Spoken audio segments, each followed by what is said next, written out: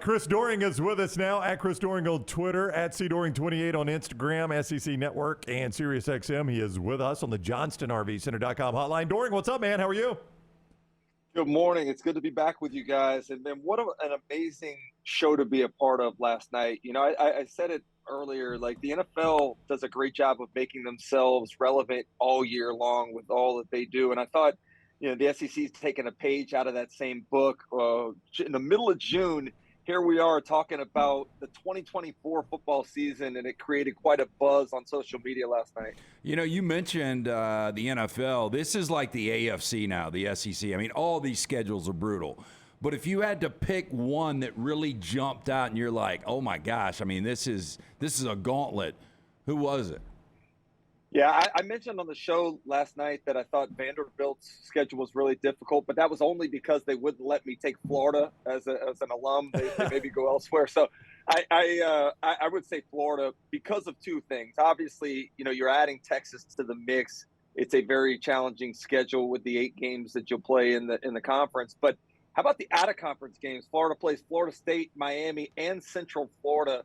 So 11 games against the big boys and a true state championship, which I never got a chance to play against Miami during my time at Florida. So looking forward to having, you know, a real round robin tournament within the state as well. Obviously, Florida State's going to be there forever. But is there a desire among you Florida folks to maybe want to play Miami regularly and UCF on the reg as well? Yeah, for me personally, the Miami game was such a big part of my childhood. Growing up in Gainesville, when Florida was playing Miami every year, it was always a huge game. But you add in the fact that both of my parents were from Miami. I spent a lot of time down in that part of the state, you know, as a kid. There's a huge alumni base down in South Florida. So when Florida would play in the Orange Bowl, there was quite a bit of Gator contingent and attendance there. So it's a game that I would love to have back on the schedule. It went away partly because of Florida playing Georgia at a Jacksonville neutral site game every year and needing to have, you know, the right balance of you know, home games.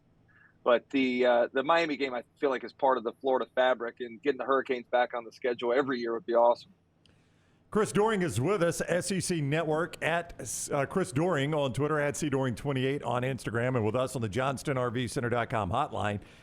To start here in state, I mean, I am super excited to see these schedules because Alabama in 2024, if nothing changes, will have road games in Madison, Wisconsin, Baton Rouge, Louisiana, Norman, Oklahoma, Knoxville, Tennessee, and then at home they get Auburn and Georgia.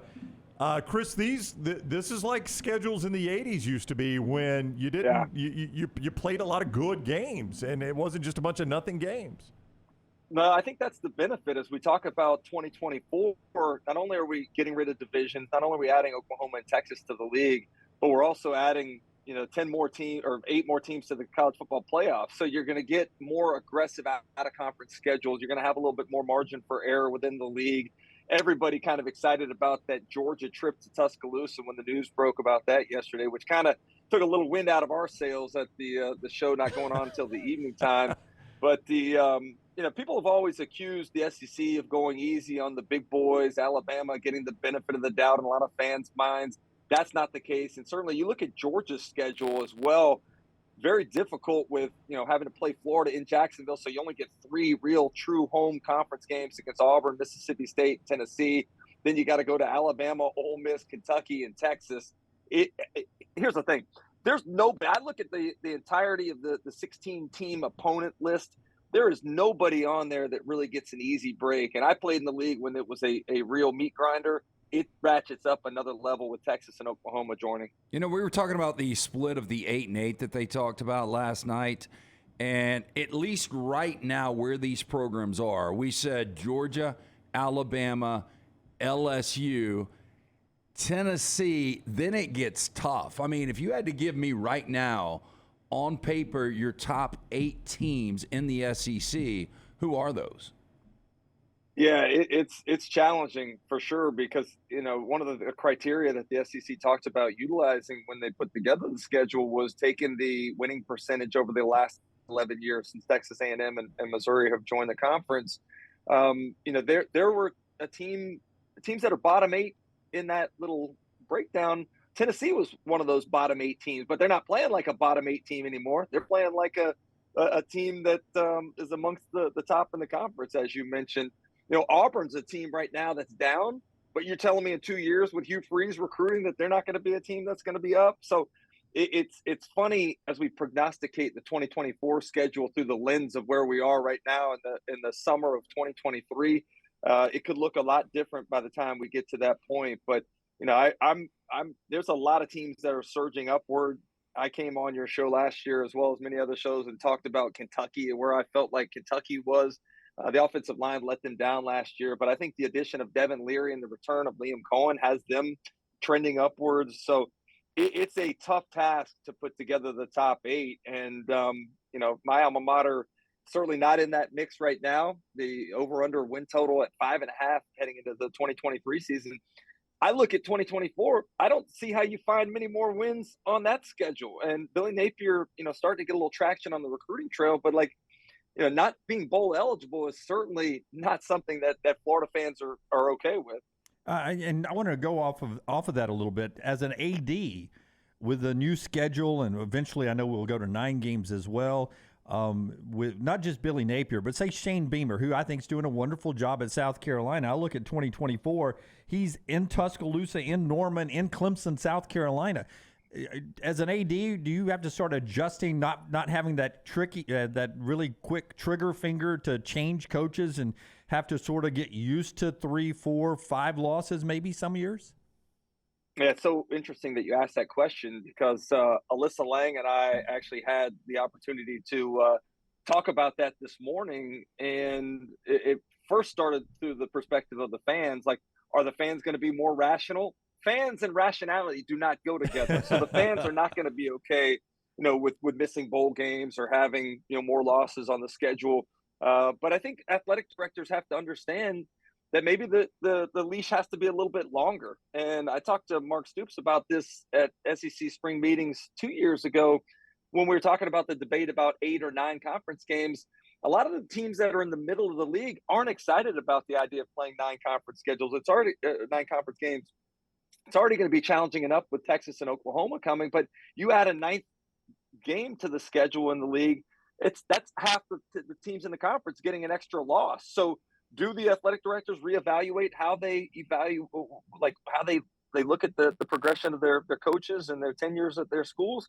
I'm not so sure. I think they're still looking at Alabama and Georgia as the bar and trying to get there, but I don't know that everybody else has the ability, the resources, the recruiting fertile areas that those schools have to be able to compete at the same level. A couple of more moments with Chris Doering, SEC Network on the JohnstonRVCenter.com hotline. If I'm a fan of an SEC school and I look at my 2024 opponents and I see 2 or 3 names that I would consider my annual rivals, should I pay attention to 2 of them or 3 of them for years moving forward? Do you think there was some sort of signal from the SEC in that? Yeah, we had 3 conference calls with the folks from Birmingham as it related to the schedule release show. And each of those shows, they reiterated 2024 schedule has nothing to do. The opponents list is nothing more than something to last for 1 year and then ball up and throw away. Now, the thing that I love, and I mentioned it on the show last night multiple times, I thought they did a great job of retaining rivals. From the standpoint of Florida, we keep Georgia, Tennessee, Kentucky, LSU on there. I do lament the fact that they won't be playing South Carolina, but I thought as a whole, the conference did a great job of retaining really important rivalries, creating some potential new ones, reuniting, Big 8 rivals like Missouri and Oklahoma, reuniting Southwest Conference rivals in Arkansas and Texas. I hope that that's a signal of what's to come. I do believe that when we go to 9 games, we should have a 3-game permanent, rivalry list for each team. But I think the thing that's interesting, having been a part of the league in 1992 when they switched to divisions, Florida and Tennessee hadn't played a lot. And all of a sudden that became the most important game on the schedule for both Florida and Tennessee. Who are the new rivalries that are going to come out of this divisionless setup? I think that's kind of one of the things to keep an eye on as we go forward. I think it's exciting that we've got traditional powers in Oklahoma and Texas coming into this conference. but we're also talking about an Oklahoma team that was 6-7 last year, a Texas team that couldn't win the Big 12 or hasn't won the Big 12 since 2009.